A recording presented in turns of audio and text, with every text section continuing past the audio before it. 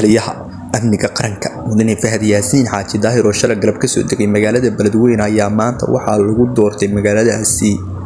isagoo ku guuleystay kursiga Hob 086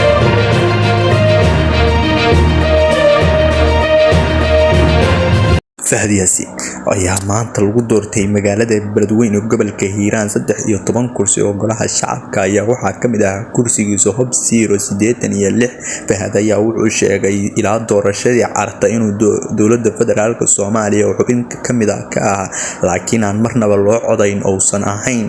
golaha shacabna soo istaagin madaxweyne qaran iyo ilaa xilalka ugu sareeya dalka uu san marnaba isu soo sharxin kursigan ka hor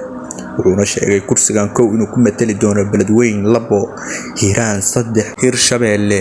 4 Soomaaliya. Fahad oo looga baran fagaara ka hadalka iyo dhoolla-cadaynta dheesha laga qoslaya ayaa maanta ku dhameystay doorashadii ka bacdi saaxiibadiisa inuu la kaftamo lana dhoolla-cadeeyo iyo waliba sheekooyin taxanooyin oo ka sheekeeyay